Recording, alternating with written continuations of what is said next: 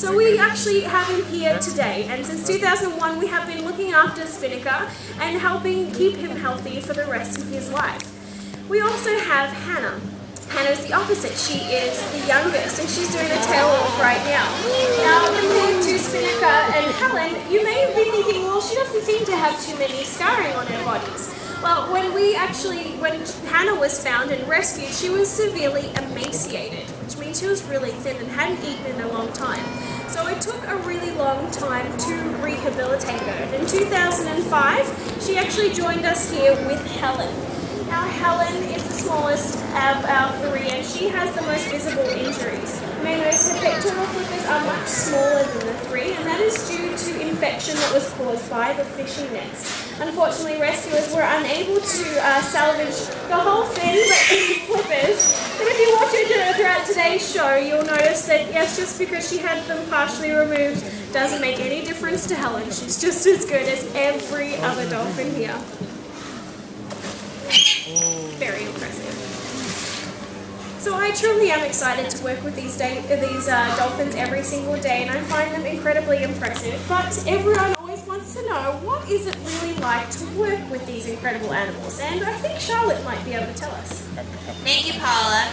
We work very hard to build and maintain a strong bond of trust with all three of our dolphins in order to provide them with the best possible care through training and regular checkups.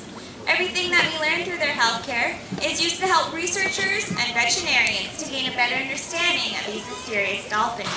In fact, every day that we spend with Spinnaker, Helen, and Hannah reveals more information about their species as well as their individual personalities, which, believe it or not, are just as different as you and I. Isn't that right, you guys?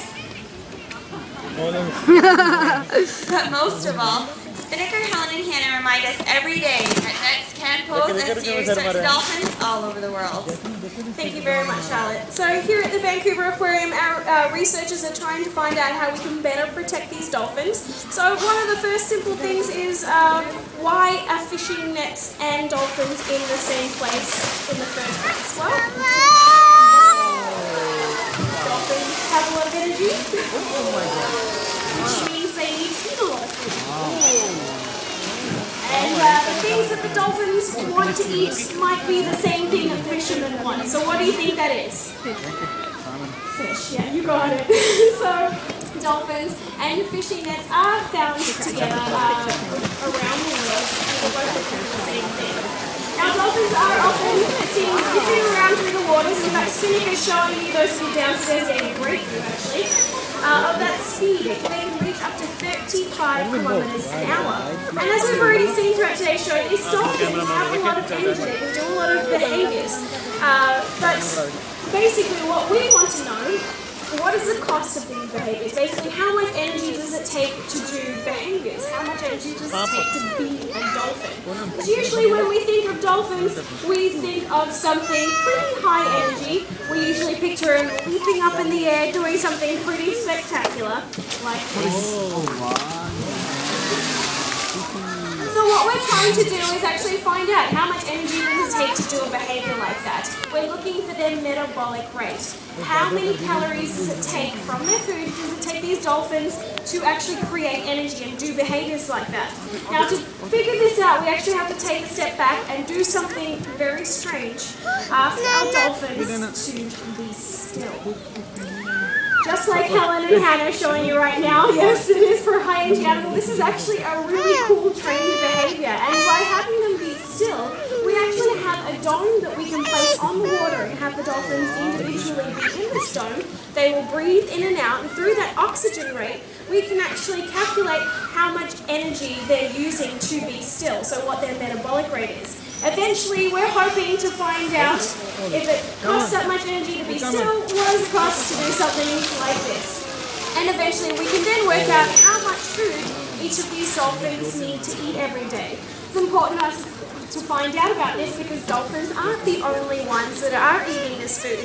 People also eat a lot of fish, and that's perfectly fine, but we need to make sure that we're not overfishing.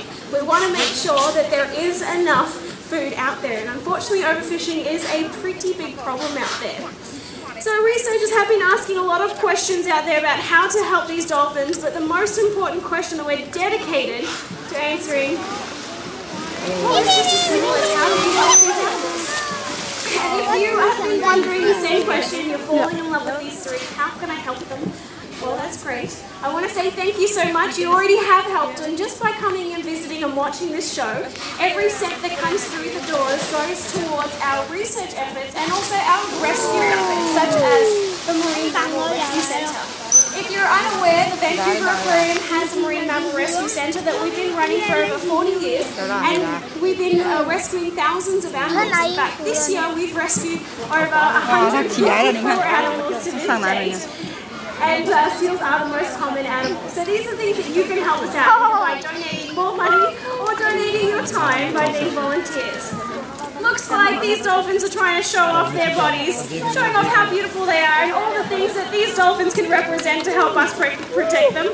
Thank you so much for joining us here today at the Vancouver Aquarium. My name is Paula. I hope you enjoy the rest of the day.